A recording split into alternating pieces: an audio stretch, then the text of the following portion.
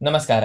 ಅಸಂಘಟಿತ ವರ್ಗದ ಕಾರ್ಮಿಕರಲ್ಲಿ ಖಾಸಗಿ ವಾಣಿಜ್ಯ ಸಾರಿಗೆ ಹಾಗೂ ಇತರೆ ಸಂಬಂಧಿತ ಕಾರ್ಮಿಕರು ಬಹುಸಂಖ್ಯೆಯಲ್ಲಿದ್ದು, ಅವರಿಗೆ ಸಾಮಾಜಿಕ ಭದ್ರತೆ ಹಾಗೂ ಕಲ್ಯಾಣ ಸೌಲಭ್ಯಗಳನ್ನು ಒದಗಿಸುವ ಉದ್ದೇಶದಿಂದ ಕರ್ನಾಟಕ ರಾಜ್ಯ ಸರ್ಕಾರವು ಕರ್ನಾಟಕ ಮೋಟಾರು ಸಾರಿಗೆ ಮತ್ತು ಇತರೆ ಸಂಬಂಧಿತ ಕಾರ್ಮಿಕರ ಸಾಮಾಜಿಕ ಭದ್ರತಾ ಮತ್ತು ಕಲ್ಯಾಣ ಯೋಜನೆಯನ್ನು ರೂಪಿಸಿದ್ದು, ಕರ್ನಾಟಕ ರಾಜ್ಯ ಮೋಟಾರು ಸಾರಿಗೆ ಮತ್ತು ಇತರೆ ಸಂಬಂಧಿತ ಕಾರ್ಮಿಕರ ಸಾಮಾಜಿಕ ಭದ್ರತೆ ಮತ್ತು ಕ್ಷೇಮಾಭಿವೃದ್ಧಿ ಮಂಡಳಿಯ ಮೂಲಕ ಜಾರಿಗೊಳಿಸಲಾಗುತ್ತಿದೆ.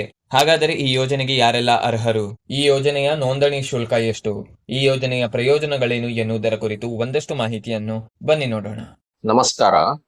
ಕರ್ನಾಟಕ ಸರ್ಕಾರದಿಂದ ಡ್ರೈವಿಂಗ್ ವೃತ್ತಿಯಲ್ಲಿರುವವರಿಗೆ ಮತ್ತು ಸಂಬಂಧಿತ ವೃತ್ತಿ ಬೇರೆ ಬೇರೆ ಕೆಲಸಗಳಲ್ಲಿರುವವರಿಗೆ ನೋಂದಣಿಗೆ ಒಂದು ಮಂಡಳಿಯನ್ನ ಮಾಡಿಕೊಟ್ಟಿದ್ದಾರೆ ಮತ್ತು ಅದರಲ್ಲಿ ಬೇರೆ ಬೇರೆ ಸೌಲಭ್ಯಗಳನ್ನ ಕೊಡ್ಲಿಕ್ಕೆ ವ್ಯವಸ್ಥೆಯನ್ನ ಮಾಡ್ತಾ ಇದ್ದಾರೆ.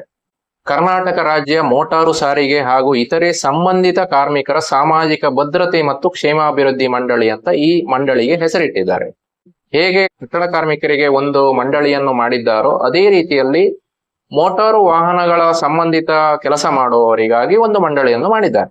ಇದರಲ್ಲಿ ಡ್ರೈವರ್, ಕಂಡಕ್ಟರ್, ಕ್ಲೀನರ್, ಮೆಕ್ಯಾನಿಕ್, ನಿಲ್ದಾಣ ಸಿಬ್ಬಂದಿ, ಮಾರ್ಗ ಪರಿಶೀಲನಾ ಸಿಬ್ಬಂದಿ ಅಂದ್ರೆ ಲೈನ್ ಚೆಕಿಂಗ್ ಸ್ಟಾಫ್, ಬುಕ್ಕಿಂಗ್ ಗುಮಾಸ್ತ, ನಗದು ಗುಮಾಸ್ತ, ಡಿಪೋ ಗುಮಾಸ್ತ, ಟೈಮ್ ಕೀಪರ್, ಕಾವಲುಗಾರ ಅಥವಾ ಪರಿಚಾರಕ, ನಿಲ್ದಾಣ ಲೋಡಿಂಗ್ ಮತ್ತೆ ಅನ್ಲೋಡಿಂಗ್ ಸಿಬ್ಬಂದಿ, ಮೋಟಾರ್ ಗ್ಯಾರೇಜ್ ಸಿಬ್ಬಂದಿ, ಟೈರ್ ಜೋಡಿಸುವ ಬೇರ್ಪಡಿಸುವ ಸಿಬ್ಬಂದಿ, ಅದರ ಮೇಲೆ ಪಂಚರ್ ಹಾಕುವಂತ ಕಾರ್ಮಿಕ, ಟೈರ್ ಪಂಕ್ಚರ್ ಆಗಿರುತ್ತೆ ಅದನ್ನ ಹಾಕುವಂತ ಕಾರ್ಮಿಕರು, ವೀಲ್ ಬ್ಯಾಲೆನ್ಸಿಂಗ್ ಅಂಡ್ ಅಲೈನ್ಮೆಂಟ್ ಸಿಬ್ಬಂದಿ, ಮತ್ತೆ ವಾಟರ್ ವಾಷಿಂಗ್ ಯೂನಿಟ್ ಅಂದ್ರೆ ನೀರಿನಿಂದ ವಾಹನ ಸ್ವಚ್ಛಗೊಳಿಸುವ ಕೆಲಸದಲ್ಲಿ ಇರ್ತಾರೆ ಅವರು, ಮತ್ತೆ ಮೋಟಾರು ವಾಹನ ಹೊರ ಕವಚ ನಿರ್ಮಾಣ ಘಟಕ, ರಿಪೇರಿ, ಆಡಳಿತಗಾರರು, ಭದ್ರತಾ ಸಿಬ್ಬಂದಿ ಅಂದ್ರೆ ಈಗ ವಾಹನ ಶೋರೂಮ್ ಇರ್ತದೆ ಅದಕ್ಕೆ ಭದ್ರತಾ ಸಿಬ್ಬಂದಿ ಇರ್ತಾರೆ, ಅವರು ಕೂಡ ಈ ಕಾರ್ಡ್ಗಳಲ್ಲಿ ನೋಂದಣಿ ಮಾಡಿಸಿಕೊಳ್ಳುವುದು ಅತ್ಯವಶ್ಯಕವಾಗಿರ್ತದೆ.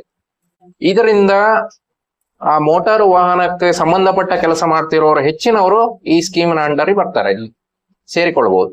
ಆದ್ರೆ ಇದಕ್ಕೆ ಒಂದು ಕಂಡೀಷನ್ ಇದೆ. ESI PF ಸೌಲಭ್ಯ ಹೊಂದಿರೋರು ಮತ್ತೆ ಇನ್ಕಮ್ ಟ್ಯಾಕ್ಸ್ ಫೈಲ್ ಮಾಡ್ತಾ ಇರೋರು ಈ ಕಾರ್ಡ್ ಅನ್ನ ಮಾಡಿಸಿಕೊಳ್ಳುವಂತಿಲ್ಲ ಮತ್ತೆ ಈ ಸ್ಕೀಮ್ ಅಲ್ಲಿ ಸೇರುವಂತಿಲ್ಲ. ಈಗ ಯಾವುದೋ ಒಂದು ಶೋರೂಮ್ ಇದೆ, ವೆಹಿಕಲ್ ಶೋರೂಮ್, ಟಾಟಾದವ್ರದ್ದು ಯಾವುದೋ ಒಂದು ಶೋರೂಮ್ ಇದೆ, ಬೇರೆ ಬೇರೆ ಕಂಪನಿಯವರದೆಲ್ಲ ಇದೆ. ಅದರಲ್ಲಿ ವರ್ಕರ್ಗಳು ಕೆಲಸ ಮಾಡ್ತಾ ಇರ್ತಾರೆ. ಅವರಿಗೆ ESI PF ಸೌಲಭ್ಯ ಏನಾದ್ರೂ ಕೊಟ್ಟಿದ್ದಲ್ಲಿ ಅವರು ಇದಕ್ಕೆ ಸೇರಿಕೊಳ್ಳುವಂತ ಇಲ್ಲ. ಸಣ್ಣ ಶೋರೂಮ್, ಕೆಲವು ಸಬ್ ಡೀಲರ್ಗಳು ಇರ್ತಾರೆ, ಅವ್ರದ್ದು ಸಣ್ಣ ಸಣ್ಣ ಶೋರೂಮ್ ಇರುತ್ತದೆ, ಅಲ್ಲಿ PF ESI ಸೌಲಭ್ಯ ಇರುವುದಿಲ್ಲ ಅಲ್ಲಿ ಕೆಲಸ ಮಾಡೋರಿಗೆ. ಅಂತವರು ಖಂಡಿತವಾಗಿ ಈ ಸ್ಕೀಮ್ ಅಲ್ಲಿ ನೋಂದಾವಣೆ ಮಾಡಿಸ್ಕೊಳ್ಳತಕ್ಕದ್ದು.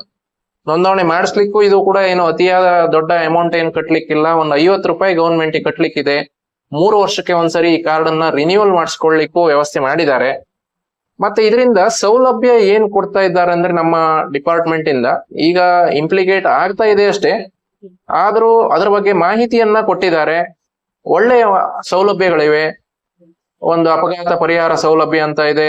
ಅದರಲ್ಲಿ ಏನಾದ್ರೂ ಆಕ್ಸಿಡೆಂಟಲಿ ಡ್ರೈವಿಂಗ್ ಫೀಲ್ಡ್ ಅಥವಾ ಬೇರೆ ಯಾವುದೇ ಫೀಲ್ಡ್ ಅಲ್ಲಿ ಈಗ ಕೆಲಸ ಮಾಡ್ತಾ ಇರುವಾಗ ಮಾತ್ರ ಅಲ್ಲ, ಈಗ ಒಬ್ಬ ಡ್ರೈವರ್ ಡ್ರೈವಿಂಗ್ ಅಲ್ಲಿ ಇರುವಾಗಲೇ ಆಗ್ಬೇಕಂದಿಲ್ಲ, ಅವನ ಗಾಡಿಯ ಡ್ರೈವಿಂಗ್ ಅಲ್ಲ, ಬೇರೆ ಏನೋ ಆಕ್ಸಿಡೆಂಟ್ ಇಂದ ಅವನ ಸೊ ಇದಕ್ಕೂ ಕೂಡ ಆಕ್ಸಿಡೆಂಟಲಿ ಪರಿಹಾರ ಅಂತ ಹೇಳಿ 5 ಲಕ್ಷದವರೆಗೆ ಪರಿಹಾರದ ವ್ಯವಸ್ಥೆ ಕೊಟ್ಟಿದ್ದಾರೆ. ಮತ್ತೆ ಆಕ್ಸಿಡೆಂಟ್ ಇಂದ ಶಾಶ್ವತವಾಗಿ ಅಂಗವಿಕಲಾದಾಗ ಅದಕ್ಕೆ ಸರಿಯಾಗಿ ಅದು ಯಾವ ಪ್ರಮಾಣದಲ್ಲಿ ಅಂಗವಿಕಲತೆ ಇದೆ ಅದಕ್ಕೆ ಸರಿಯಾಗಿ ಒಂದು 2 ಲಕ್ಷದವರೆಗೆ ಪರಿಹಾರಧನ ಇಟ್ಟಿದ್ದಾರೆ. ಮತ್ತು ಆಸ್ಪತ್ರೆಯಲ್ಲಿ ಅಡ್ಮಿಟ್ ಆದಾಗ, ಒಳರೋಗಿಯಾಗಿ ಅಡ್ಮಿಟ್ ಆದಾಗ 50,000ದವರೆಗೆ ಅಂದ್ರೆ ಅಪಘಾತದಿಂದ ಆಸ್ಪತ್ರೆ ಸೇರಿದಾಗ 50,000ದವರೆಗೆ ಕ್ಲೈಮಿಗೆ ಅವಕಾಶವನ್ನು ಈ ಸ್ಕೀಮ್ ನಲ್ಲಿ ಮಾಡಿಟ್ಟಿದ್ದಾರೆ. ಇದು ಯಾವುದೇ ಸೌಲಭ್ಯ ನೀವು ಪಡೆಯಬೇಕಾದ್ರೆ ಈ ಕಾರ್ಡಿನಲ್ಲಿ ಸೇರಿಕೊಳ್ಳಬೇಕಾದ್ದು ಮೊದಲ ಕೆಲಸ. ಮತ್ತೆ ಎರಡನೇದಾಗಿ ಶೈಕ್ಷಣಿಕ ಧನ ಸಹಾಯ ಯೋಜನೆ ಅಂತ ಹೇಳಿ ಈ ಕಾರ್ಮಿಕರ ಮಕ್ಕಳಿಗೆ ಎಜುಕೇಶನ್ ಸ್ಕಾಲರ್ಶಿಪ್ ಕೊಡ್ಲಿಕ್ಕೂ ಕೂಡ ವ್ಯವಸ್ಥೆಯನ್ನು ಮಾಡ್ತಾ ಇದ್ದಾರೆ. ಆಲ್ರೆಡಿ ಸೇವಾ ಸಿಂಧು ಅಲ್ಲಿ ಕೂಡ ಡ್ರೈವರ್ಗಳ ಮಕ್ಕಳಿಗೆ ಅಂತ ಹೇಳಿ ಬಿಟ್ಟಿದ್ದಾರೆ. ಮುಂದೆ ಫುಲ್ ಟೈಮ್ ಈ ಸ್ಕೀಮ್ ಅಲ್ಲಿ ಸೌಲಭ್ಯವನ್ನು ಕೊಡುವ ಸಾಧ್ಯತೆ ಇದೆ. ಮತ್ತು ಅಪಘಾತ ಪರಿಹಾರ ಆಯ್ತು, ಎಜುಕೇಶನ್ ಇದಾಯ್ತು, ಮತ್ತೆ ನೈಸರ್ಗಿಕವಾಗಿ ಮರಣ ಪರಿಹಾರ ಅಂತಲೂ ಈ ಸ್ಕೀಮ್ ನಲ್ಲಿ ಇಟ್ಟಿದ್ದಾರೆ. 25,000ದವರೆಗೆ ಪರಿಹಾರ ಅಂತ. ಇದು ಯಾರು ಸೇರಬಹುದು? 18ರಿಂದ 60 ವರ್ಷದ ಒಳಗಿನ ಏಜ್ ಲಿಮಿಟ್ ನಲ್ಲಿರುವವರು. ನಾನು ಈ ಮೊದಲೇ ಹೇಳಿದಂತೆ ಬೇರೆ ಬೇರೆ ಉದ್ಯೋಗ ಮಾಡ್ತಾ, ಈಗ ನಾನು ಒಂದು 17-18 ಬಗ್ಗೆ ಉದ್ಯೋಗಗಳನ್ನು ಹೇಳಿದೆ, ಆ ಉದ್ಯೋಗ ಮಾಡ್ತಾ ಇರುವವರು ಖಂಡಿತವಾಗಿ ಸೇರಬಹುದು. ನಮ್ಮ ರಿಕ್ಷಾ ಚಾಲಕರು ಅಥವಾ ಬಾಡಿಗೆ ಕಾರುಗಳ ಚಾಲಕರು, ಮತ್ತೆ ಅದರ ರಿಪೇರಿ ವರ್ಗದವರು, ಪ್ರೈವೇಟ್ ಆಗಿ ಸಣ್ಣ ಟೈರ್ ಅಂಗಡಿ ರಿಪೇರಿ ಮಾಡ್ಕೊಂಡಿರ್ತಾರೆ, ಪಂಕ್ಚರ್ ಅಂಗಡಿ, ಅವರು ಕೂಡ ಈ ಕಾರ್ಡ್ ಮಾಡಿಸ್ಕೊಳ್ತಕ್ಕದ್ದು. ನೀವು ಸುಳ್ಳು ಹೇಳಿ ಯಾವ್ದಾವುದೋ ಕಾರ್ಡ್ ಮಾಡಿಸ್ಕೊಳ್ಳೋದಕ್ಕಿಂತ ನಿಮ್ಮ ಉದ್ಯೋಗಕ್ಕೆ ಸಂಬಂಧಪಟ್ಟ ಹಾಗೆ ಈ ಕಾರ್ಡ್ ಅನ್ನು ಬಿಟ್ಟಿದ್ದಾರೆ, ದಯವಿಟ್ಟು ಮಾಡಿಸ್ಕೊಳ್ಳಿ. ಇದನ್ನ ಮಾಡಿಸ್ಲಿಕ್ಕೂ ಹಾಗೆ CSC ಅಥವಾ ಗ್ರಾಮ ಒನ್ಗಳಲ್ಲಿ ಎಲ್ಲಿಯೂ ಕೂಡ ಮಾಡಿಸಬಹುದು.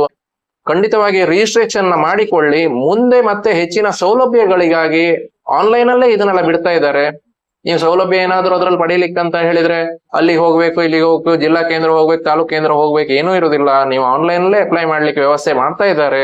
ದಯವಿಟ್ಟು ಹೆಚ್ಚಿನ ಜನ ಈ ವರ್ಗದಲ್ಲಿ ಕೆಲಸ ಮಾಡ್ತಾ ಇರುವವರು ಖಂಡಿತವಾಗಿಯೂ ಕಾರ್ಡ್ ಅನ್ನು ಮಾಡಿಸ್ಕೊಳ್ಳಿ ಅಂತ ಹೇಳ್ತೇನೆ. ಧನ್ಯವಾದಗಳು.